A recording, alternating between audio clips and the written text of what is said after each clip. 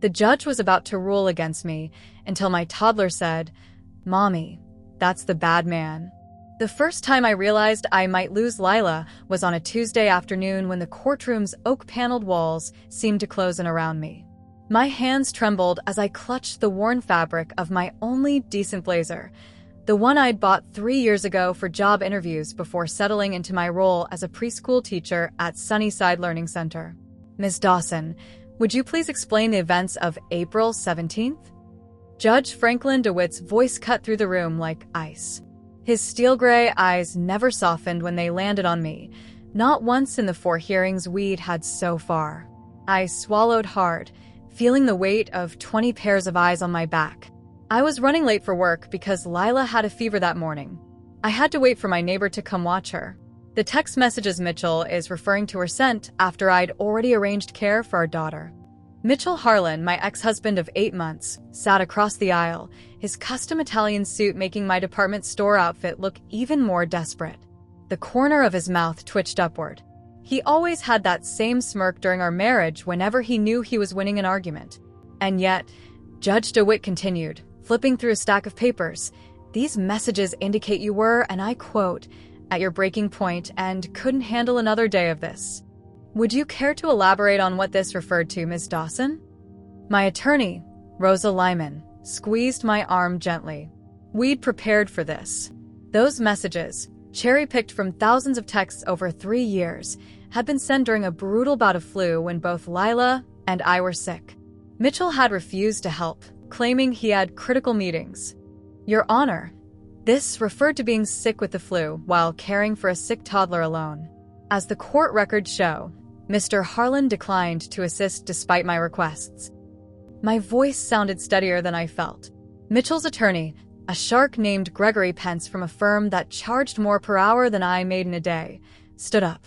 "Your Honor, we have submitted evidence that shows a pattern of Ms. Dawson's instability, not isolated incidents. The private investigator's report clearly documents." "Objection," Rosa interrupted. "The so-called private investigator took photos of my client at her most vulnerable moments over 6 months, creating a narrative that doesn't represent her day-to-day parenting. This is harassment, not evidence." Judge DeWitt barely glanced at Rosa. "Overruled. The evidence has been admitted." I felt my chest tighten. The evidence was a series of photographs showing me looking exhausted after overnight shifts filling in at a second job, me crying in my car after a particularly difficult parent-teacher conference, me raising my voice when Lila ran toward a busy street. Nothing criminal, nothing abusive, just human moments captured and twisted to make me look unfit. Mitchell could afford to paint me as whatever he wanted. His job as a senior technology consultant at Meridian Solutions gave him connections most people would finish for, including, apparently, Judge DeWitt's nephew, who worked at the same firm. This detail wasn't deemed significant enough for recusal, but it haunted me daily. "What about Dr. Sharma's report?" I whispered to Rosa. Lila's pediatrician had written a glowing assessment of my parenting. "We'll get to that," Rosa promised, though we both knew it wouldn't matter as much as Mitchell's arsenal of manipulated evidence. When court adjourned for the day, I walked to my 10-year-old Honda parked at the far end of the lot, the farthest space from Mitchell's gleaming Tesla. As I reached for my door handle, I heard footsteps. "Kendra." I turned to find Mitchell standing there, hands in his pockets, the afternoon sun highlighting the sharp angles of his face that I once found attractive. "What do you want?" My voice was flat. I was too tired for another fight. "I'm willing to be generous. 1 weekend a month. Supervised visits. It's better than nothing, which is where this is heading." For a moment, I couldn't breathe. "She's 3 years old, Mitchell. She needs her mother." "She needs stability," he countered. "A proper home. Proper schools. Proper influence. Not." His eyes flicked over my modest car, my bargain clothes, whatever this is. I stood straighter. "You don't care about Lila. You care about winning." Something dark flashed across his face, the same expression I'd seen countless times during our marriage when I stood up to him. "You have no idea what I've got lined up for the final hearing. Take the deal, Kendra. It's better than you deserve." As he walked away, I leaned against my car and fought back tears. I thought about Lila's curls, wild in the morning when she climbed into my bed for cuddles. Her giggle when I made elephant sounds during bath time. The way she insisted on wearing her rain boots even on sunny days. I couldn't lose her. I wouldn't.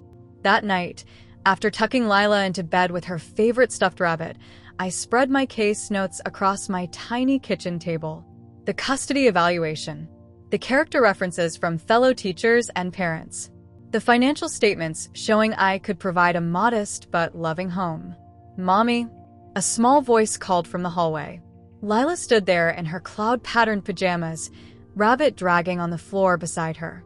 Hey, baby. Can't sleep? I opened my arms, and she climbed onto my lap. I drawed you a picture, she mumbled, already half asleep again. You drew me a picture? We'll look at it tomorrow, okay? She nodded against my chest. It's you and me and Hoppy. No daddy. No bad mans. I froze. Bad mans? Who's that, sweetie? But she was already drifting off, her breathing steady against me. As I carried her back to bed, a chill ran down my spine. 3-year-olds said strange things all the time. I knew that better than most. But something about her words left me uneasy. A warning bell I couldn't quite place. I didn't yet know that those innocent words would be the first hint of what was coming, a truth that would change everything. 2 weeks before the final custody hearing, I sat across from Rosa in her modest office. Yellow legal pads covered her desk, coffee stains marking the corners of documents we'd reviewed a dozen times. Mitchell's attorney submitted new evidence this morning, Rosa said, sliding USB drive across the desk. Video footage. My stomach dropped. Of what? They claim it shows you leaving Lila unattended in your car while you ran into a convenience store. For approximately 2 minutes. That's impossible, I said, my voice rising. I never. Rosa held up her hand. I've watched it. The timestamp shows last Thursday, around 5:30 p.m. I closed my eyes, thinking. Last Thursday, I had picked Lila up from daycare, and we'd stopped for milk. She'd fallen asleep in her car seat, and I'd parked directly in front of the store's glass doors, leaving the car running with the AC on. I'd kept my eyes on her the entire time, 45 seconds at most. It's doctored, I said finally. They've altered the timing. Rosa nodded slowly. I suspected as much. Unfortunately, Judge DeWitt has already viewed it privately in chambers. Mitchell's team requested it, citing child safety concerns. Without me present? Is that even legal? Rosa's expression was grim. It's unusual, but not technically prohibited. DeWitt granted their request. That evening, I couldn't shake the feeling of walls closing in. As I prepared Lila's bath, I noticed a small bruise on her arm. Baby, what happened here? I asked gently, touching the purple mark. Lila shrugged, splashing water onto the bathroom floor. Don't remember. Did you fall at daycare? She shook her head, suddenly focusing intently on her rubber duck. At Daddy's house. My heart rate quickened. Did Daddy hurt you? No, she said, still not looking up. The man did. What man, sweetie? She made the duck dive beneath the bubbles. The yelling man. I kept my voice casual even as my pulse raced. What did he yell about? He said. She scrunched up her face, trying to remember. He said you would lose. That I'd live with Daddy. I nearly dropped the washcloth. When was this man at Daddy's house? Was it yesterday? When you had your overnight visit? Lila shook her head. Before. When I wore my butterfly dress. The butterfly dress. Mitchell had taken her to a dinner at his parents' 3 weekends ago. She'd been excited about wearing her new dress with glittery butterflies. That night, after tucking Lila in, I called Rosa. There was someone at Mitchell's house discussing the case with him. I whispered into the phone, afraid Lila might wake. Someone who told him I would lose. Did she say who? Rosa asked, her voice sharp with interest. No, just the yelling man. But Rosa, what if? Don't say it, she interrupted. Don't even think it. We need evidence, not speculation that could backfire. The next morning, I woke to find Lila sitting on her bedroom floor surrounded by crayons and paper. "Look, Mommy," she said proudly, holding up a drawing. "I drawed the bad man." The childish picture showed 3 stick figures, a tall one labeled Daddy.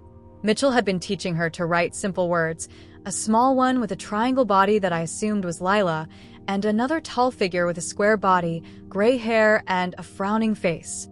Something about that third figure made my blood run cold. "Who's this?" I asked, pointing to the third figure. "The bad man from Daddy's house," she said. "He has a special chair like a king. A chair like a king. Like a judge's bench." I snapped a photo of the drawing before tucking it into my purse. At the courthouse that afternoon, I studied Judge DeWitt as he entered the courtroom. Gray hair, tall, broad-shouldered. Just like the figure in Lila's drawing. During a break in proceedings, I noticed something that made my skin crawl. Judge DeWitt and Gregory Pence, Mitchell's attorney, exchanging a subtle nod as they passed in the hallway. Nothing overtly inappropriate. It could have been a simple professional acknowledgement, but combined with Lila's words, it set off alarm bells. Back in the courtroom, Judge DeWitt reviewed the video footage that supposedly showed my negligence. "Ms. Dawson, do you deny leaving your child unattended?" he asked. "I deny leaving her for 2 minutes," I replied steadily. "The store's security cameras will show I was gone for less than a minute, and my car was directly in front of the glass doors where I could see her the entire time." Mitchell's attorney stood. "Your Honor, we have an expert who has verified the timestamp's authenticity." "Your expert works for Mitchell's company," Rosa countered. Judge DeWitt waved his hand dismissively. "The evidence stands. Now, regarding the psychological evaluation." As he spoke, I studied his face. The stern set of his mouth. The cold eyes. The way he leaned forward in his chair, his throne, to deliver judgments that seemed increasingly tilted in Mitchell's favor. That night, as I tucked Lila into bed, she whispered, "Mommy, I saw the bad man today." My heart nearly stopped. "Where, sweetie?" "At the big room with the special chair." She yawned. "Why was he there?" I stroked her hair until she fell asleep, my mind racing with terrible suspicion. Either my 3-year-old daughter had somehow recognized Judge DeWitt from Mitchell's house, or I was becoming as unstable as my ex-husband claimed. But deep down, I knew. The man in the drawing, the man who had told Mitchell I would lose, was the same man deciding our fate. Sleep evaded me that night.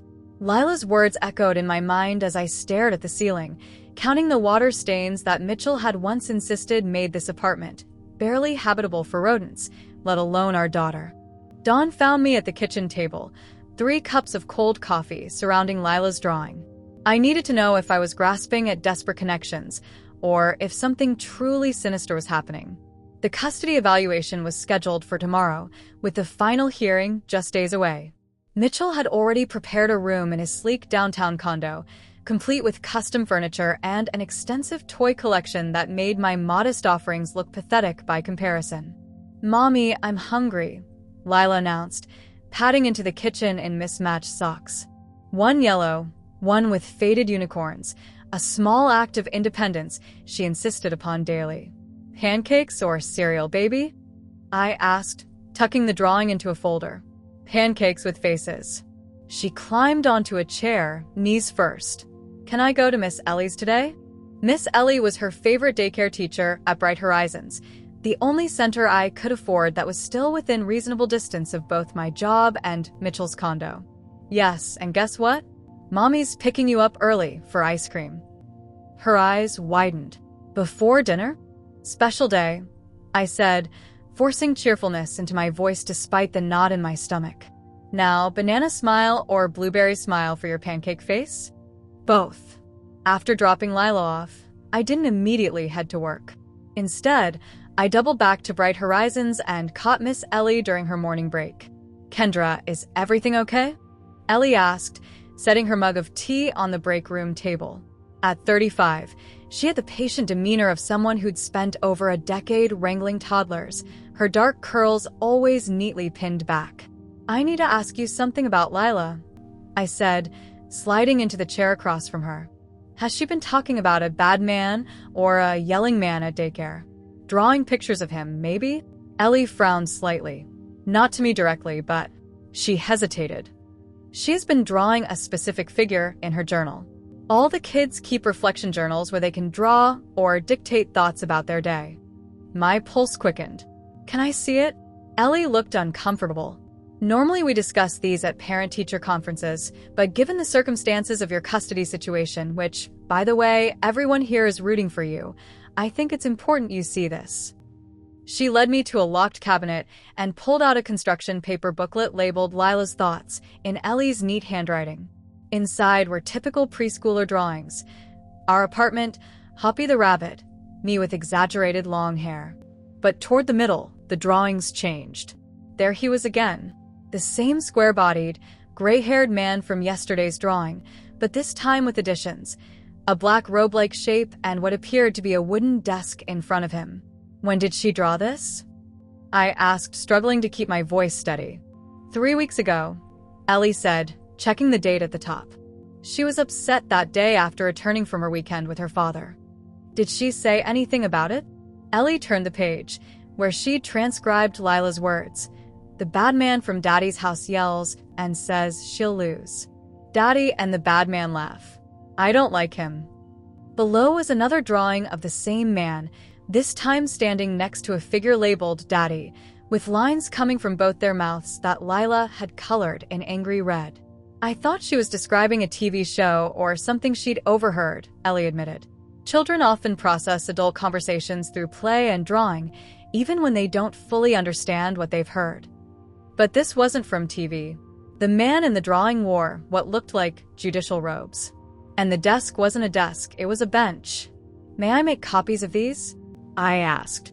Ellie nodded, leading me to the office copier. Kendra, is this related to your custody case? I couldn't lie to her. I think Judge DeWitt may have had contact with Mitchell outside of court. And if that's true, that's a serious accusation, Ellie said, her expression grave. Do you have proof beyond Lila's drawings? Not yet, I admitted. But these drawings are from before Lila ever saw Judge DeWitt in court. The first time she laid eyes on him in the courtroom was yesterday, and she recognized him immediately. Ellie handed me the copies. I've worked with children for 15 years. They notice things adults think they're too young to understand. They might not have the vocabulary to express complicated situations, but their observations can be remarkably accurate. I clutched the papers. Thank you, Ellie. I don't know what to do with this yet. Whatever you decide, she said, squeezing my hand. We're all witnesses to what an excellent mother you are. I've told your attorney as much in my statement. Driving to work, I called Rosa from the parking lot. We need to meet, I said the moment she answered. I have Lila's daycare journal. She drew Judge DeWitt weeks ago, Rosa. Before she ever saw him in court. She wrote that he was at Mitchell's house, saying I would lose. Rosa was silent for a moment. This is complicated, Kendra. A child's drawings won't constitute legal evidence of judicial misconduct. But it's something, right? It's something, she agreed cautiously. But we need to tread carefully. If we accuse a judge of impropriety without substantial evidence, it could backfire spectacularly.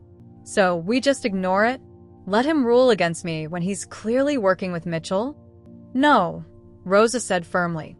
We document everything. We look for connections between DeWitt and Mitchell. Public records, social media, professional organizations. And we prepare for the hearing as if everything is above board, while keeping these drawings as a last resort. I stared at Lila's artwork through the windshield, the stick figure of Judge DeWitt glaring back at me with his crayon-scribbled frown. My 3-year-old daughter had stumbled upon corruption that could destroy both our lives, and I had no idea how to protect her from it. There's one more thing, I told Rosa. I think Mitchell knows I'm onto him. This morning, I found my front door unlocked when I know I locked it last night.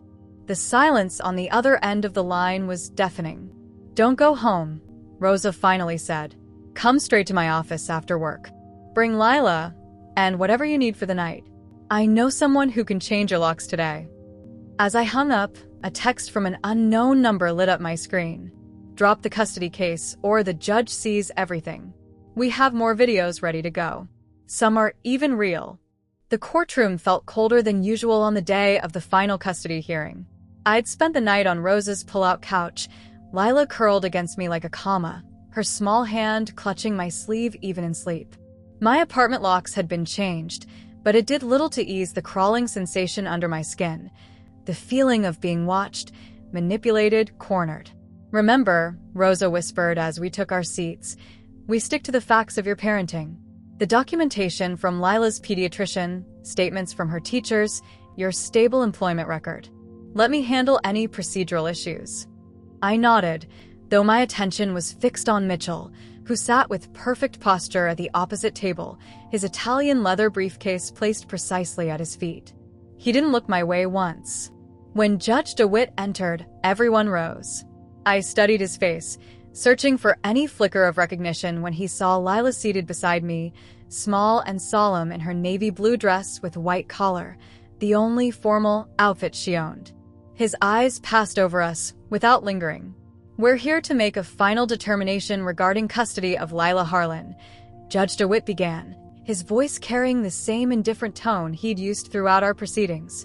"I've reviewed all submitted evidence, including the psychological evaluations, home studies, and character statements."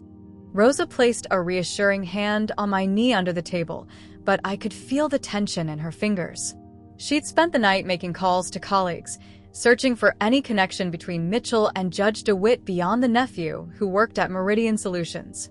So far, she'd found nothing concrete.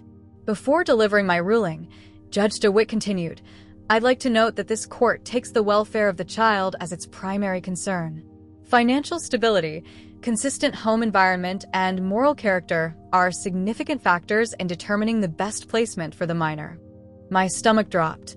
These were the exact phrases Mitchell's attorney had emphasized in his closing argument last week. The way DeWitt stressed financial stability, while his gaze drifted toward Mitchell's side of the courtroom, told me everything I needed to know about his decision. After careful consideration, Judge DeWitt said, shuffling papers for effect, "I find compelling evidence that the minor child will be best served by granting primary physical custody to the father, Mitchell Harlan, with the mother, Kendra Dawson, to receive supervised visitation every other weekend, pending further review in 6 months." The air left my lungs. 6 weeks of hearings, mountains of evidence proving I was a loving, capable mother, and it came down to this: supervised visitation of my own daughter. I would become a visitor in Lila's life while Mitchell, who had rarely changed a diaper or attended a doctor's appointment, got to shape her daily existence. "Your Honor," Rosa began, already on her feet, "we respectfully request that you reconsider." "My ruling is final, Counselor," Judge DeWitt interrupted, his tone leaving no room for argument. "Mr. Pence, please prepare the necessary documentation for my signature. We'll implement the transition period as outlined in Mr. Harlan's proposed parenting plan." Mitchell's proposed plan. Of course, he already had one ready. I felt a small tug on my sleeve. Lila had been quietly coloring on a notepad Rosa had given her to keep busy during the proceedings, but now she was staring wide-eyed at Judge DeWitt, her crayon forgotten in her hand. "Mommy," she whispered, but it wasn't really a whisper in the quiet courtroom. "Mommy, that's the bad man." The room went still. Judge DeWitt's hand froze mid-signature. Mitchell's attorney stopped his triumphant paper shuffling. Even the court reporter's fingers hovered motionless above her stenotype. "Excuse me?" Judge DeWitt said, his practiced judicial tone slipping for the first time since our case began. Lila pointed directly at him, her small finger unwavering. "The bad man from Daddy's house." He yelled and said Mommy would lose. I felt like I was watching the scene from outside my body. Judge DeWitt's face drained of color, then flushed a deep, angry red. Mitchell stood up, so quickly his chair tipped backward. "This is outrageous," Mitchell sputtered. "She's clearly been coached." Rosa was already in motion, pulling Lila's daycare journal from her briefcase. "Your Honor, I move for an immediate recess and request that this case be reassigned to a different judge based on evidence of improper ex parte communication and judicial bias." "You have no grounds," Judge DeWitt started, but Rosa cut him off. "I have 3 weeks' worth of dated journal entries and drawings from the minor child's daycare, documenting her references to you being present at the plaintiff's residence and discussing the outcome of this case before evidence was presented. Entries that predate her ever seeing you in this courtroom. Judge DeWitt's eyes darted between Rosa, the journal, and Mitchell, whose confident demeanor had cracked into something uglier. "She's lying," Mitchell hissed, not clarifying whether he meant me, Lila, or Rosa.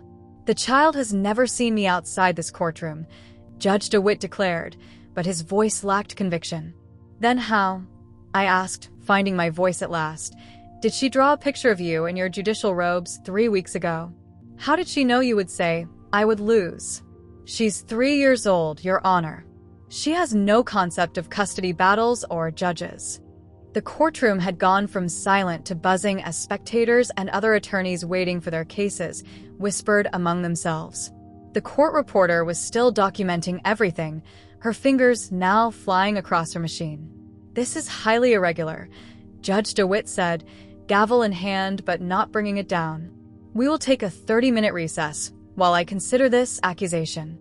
As he stood to leave, Lila tugged my sleeve again. "Mommy," she said, her voice small but distinct in the hush that had fallen again. "Why is the bad man wearing a dress like a Halloween costume?" A ripple of shocked laughter spread through the gallery. Judge DeWitt's face contorted as he swept from the bench, his black robes billowing behind him. Mitchell stormed past our table, leaning in to hiss, "You'll regret this," before his attorney pulled him away. Rosa turned to me, her eyes gleaming with a fierce light I hadn't seen before. "This changes everything," she whispered. "But we need more than a child's testimony and drawings. We need hard evidence of their connection." I hugged Lila close, breathing in the scent of her strawberry shampoo. "What now?" "Now," Rosa said, already dialing a number on her phone. "We dig deeper than they ever expected us to." The 30-minute recess stretched into 2 hours. We waited in Rosa's car, parked behind the courthouse, Lila napping in her car seat while Rosa made call after call. I stared numbly at my phone, watching a barrage of texts from Mitchell cycle between threats and bargaining. "You're making a mistake. I'll drop the supervised visitation requirement if you withdraw your accusation. This will ruin your career, not mine." Judge DeWitt finally emerged from his chambers to announce he was recusing himself, out of an abundance of caution, and rescheduling our hearing with a different judge. No acknowledgement of Lila's accusation, no explanation for his sudden concern about the appearance of impartiality. "He's buying time," Rosa said grimly as we drove away from the courthouse. "And so are we. I've got friends at the county clerk's office and the Bar Association pulling records. Mitchell and DeWitt are connected somehow, and we're going to find out how." We dropped Lila at Rosa's sister's house, a safer option than my apartment, and headed to Rosa's office. By nightfall, we transformed her conference room into an investigation hub, with printouts covering the walls, Mitchell's investment history, DeWitt's judicial appointments, both men's education and professional affiliations. "There," Rosa said suddenly, stabbing her finger at a document. "Meridian Ventures, 2017. Mitchell was an early investor in this tech startup, and so was DeWitt, or rather, a trust belonging to DeWitt's wife." I squinted at the small print, but Mitchell didn't start at Meridian Solutions until 2019. Meridian Ventures became Meridian Solutions after their first acquisition, Rosa explained. "But look at the timing. DeWitt withdrew his wife's investment 6 months before our divorce was filed. Almost like he knew he'd be assigned to our case and wanted to hide the connection." We kept digging. Education records showed Mitchell and DeWitt both attended Stanford Law, albeit 15 years apart. More significantly, they belonged to the same exclusive legal fraternity, the Blackstone Society, Rosa read, scanning a membership directory she'd convinced a college friend to share. Invitation only, notorious for alumni pulling strings for each other. Current membership less than 200 nationwide. It was compelling but circumstantial. We needed something definitive, something that proved Judge DeWitt had actively participated in corrupting the case. At midnight, as we were reviewing Mitchell's company's philanthropic activities, Rosa's email pinged. "It's from Travis_M82, she said, frowning at her screen. No subject line, just an attachment. "Who's Travis?" I asked, peering over her shoulder. "I don't know a Travis," she said, hesitating before opening the email. The message just says, "I worked IT security at Meridian until yesterday. Mitchell Harlan is not a good man. Thought you should see this." The attachment was a video file labeled ML_front_door_2-18 MP4 with yesterday's date. Rosa clicked play. The footage showed Mitchell's sleek modern townhouse, its front entrance captured by a security camera. The timestamp read 7:42 p.m. A familiar figure walked up the steps and pressed the doorbell. Judge Franklin DeWitt, carrying what appeared to be a bottle of scotch. Mitchell answered, greeted him with a handshake that morphed into a backslapping hug, and ushered him inside. "That's the night before he ruled on our temporary custody arrangement," I whispered, hands shaking. "The one where he cut my time with Lila in half." Rosa was already firing off emails. "We need to authenticate this video. And we need to find this Travis before Mitchell does." By morning, we had our answers. Travis Moore had been Meridian Solutions' head of digital security until Mitchell had him fired, allegedly for performance issues. Travis's parting gift was copying security footage from company servers, including the feed from the smart doorbell Mitchell had installed at his home using company resources. More importantly, Travis had multiple videos spanning 3 months showing Judge DeWitt visiting Mitchell's home on 7 different occasions. All coincided with significant dates in our custody case. "This is more than judicial misconduct," Rosa said, assembling the evidence for the Judicial Ethics Committee. "This is conspiracy to commit fraud on the court." By noon, we'd filed formal complaints with the State Judicial Conduct Commission, the Bar Association, and the District Attorney's Office. Rosa had called in every favor she had, ensuring the evidence couldn't be buried or dismissed. The administrative judge for the Family Court Division reviewed our evidence personally. By 3 p.m., Judge DeWitt was suspended pending investigation, and our case was reassigned to Judge Elena Ramirez, known for her strict adherence to ethical standards. When the courthouse doors opened the next morning, reporters crowded the steps. The story had leaked overnight. Judge suspended after child witness alleges corruption in custody case. Mitchell's attorney accosted us in the hallway, his earlier smugness replaced by barely concealed panic. "My client is willing to negotiate a joint custody arrangement," he said, not quite meeting Rosa's eyes. "Equal time, shared decision-making, no financial impositions." Rosa smiled thinly. "That offer might have worked yesterday. Today, we have evidence your client conspired with a judge to defraud the court and deprive my client of her parental rights. The DA is reviewing possible criminal charges." His face paled. "What do you want?" "Primary physical custody, with Mitchell having standard visitation. Mitchell covers all court costs and attorney's fees. And a formal admission that he attempted to manipulate the proceedings." "He'll never agree to that last part." "Then we'll see him in court," Rosa replied. "Judge Ramirez is very interested in reviewing our evidence." As the attorney scurried away to confer with Mitchell, I caught sight of Judge DeWitt being escorted from his chambers by court security, his face ashen as he clutched a cardboard box of personal items. Our eyes met briefly across the crowded hallway. For a moment, I saw something like regret flash across his features before his gaze dropped to the floor. "Mommy," Lila said, tugging at my hand as we waited outside the courtroom. "Is the bad man gone?" I knelt to her level, smoothing a strand of hair behind her ear. "Yes, baby. The bad man can't hurt us anymore. You were so brave to tell the truth." "Like in my stories?" she asked, referring to the bedtime tales I always ended with the same moral. Telling the truth is always the right choice, even when it's scary. "Exactly like in your stories," I said, holding her close. "You're the bravest girl I know." 6 weeks after Lila pointed her small finger at Judge DeWitt, we sat in Judge Ramirez's courtroom for what would hopefully be our final hearing. The room felt different, brighter somehow, with sunlight streaming through windows that had always seemed shuttered before. Mitchell sat at his table, looking diminished. His expensive suit couldn't hide the toll the investigation had taken. The district attorney had opened a criminal probe into both him and DeWitt, focusing on judicial tampering and possible bribery. Mitchell's company had placed him on administrative leave pending their own internal investigation. Judge Ramirez studied the file before her, occasionally glancing up at Mitchell with thinly veiled disapproval. Unlike DeWitt's performative shuffling of papers, her review was methodical and genuine.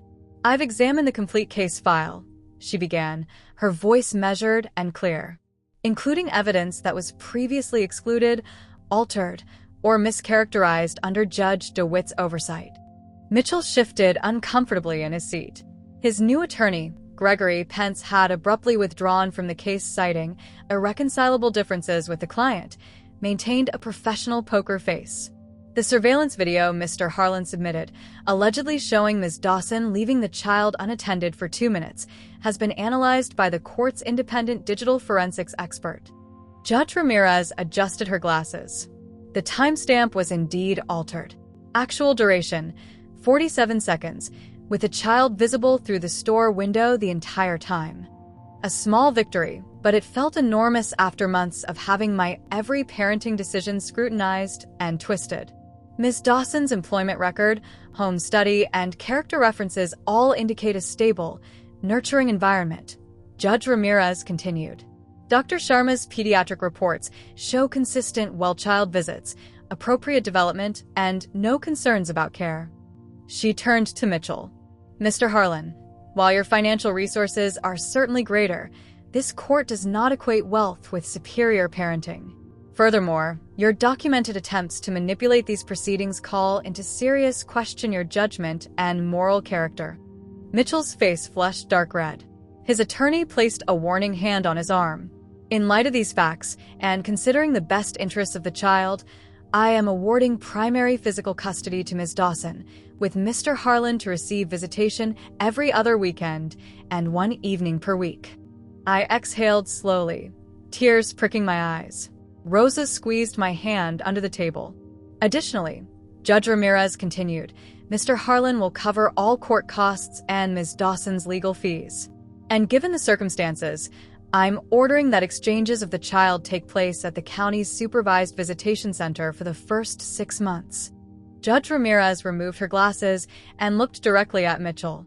"Mr. Harlan, I strongly advise you to focus on building a healthy co-parenting relationship rather than continuing adversarial tactics. This court will not look favorably on future attempts to use your resources to manipulate the legal system." Mitchell's attorney whispered something to him. After a moment, he nodded stiffly. "We accept the court's ruling, Your Honor," the attorney said. "Excellent. I'll expect the signed agreements by Friday." Judge Ramirez turned to me with a softer expression. "Ms. Dawson, I commend your perseverance in extraordinarily difficult circumstances. Your commitment to your daughter is evident." The gavel fell, and just like that, our nightmare was over. In the hallway, Mitchell approached us, his expression unreadable.